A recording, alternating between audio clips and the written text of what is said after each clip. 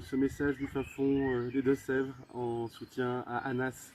Anas, on a su et on suit que tu vas être jugé le 18 juin à Paris. On a suivi qu'il y avait un rassemblement dès midi pour t'apporter tout le soutien nécessaire. On va avoir d'ici qui va pouvoir vous rejoindre. On vient te chercher pour apologie du terrorisme.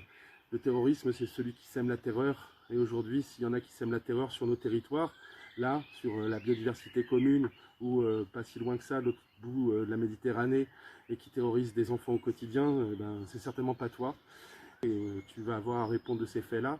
Ces faits qui peuvent entraîner des peines graves, puisqu'il s'agit de prison ferme potentiellement, si c'est retenu comme apologie du terrorisme. Ce genre de procédure, c'est des procédures d'un nouvel ordre qu'on qualifiait autrefois de procédure Bayon, en disant qu'à la base, les procédures Bayon, c'était plutôt Bayer et compagnie, les grosses boîtes qui venaient faire taire des militants. Et là, c'est l'État, c'est un procureur, donc un délégué du gouvernement, quelqu'un qui applique des circulaires et des décrets, qui vient te chercher parce qu'il a jugé, lui, que tes propos pouvaient être qualifiés de la sorte.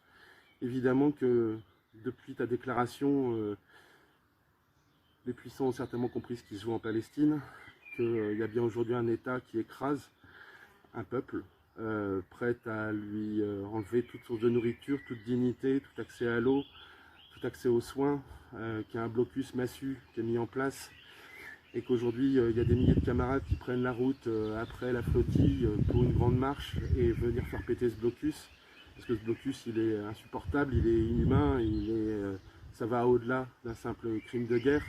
C'est clairement un ethnocide, c'est clairement un génocide. Et à ce titre-là, les décisions des instances internationales doivent être appliquées. Et surtout, quand il y a des gens qui osent lever la main et ouvrir la goule, on ne doit pas leur fermer à grands coups de procès.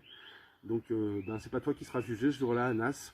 C'est ce procureur, c'est ce système qui est venu te chercher parce que simplement, tu as fait valoir ta liberté d'expression. Donc, je suis avec toi, on est avec toi, on verra qui fait le voyage et on se retrouvera. Le 18 juin, on va faire du procès d'Anas Kazib le procès du génocide et de la criminalisation du soutien à la Palestine. Face à leurs intimidations, il faut faire front. Alors rendez-vous le 18 juin à midi au tribunal de Paris, métro Porte de Clichy.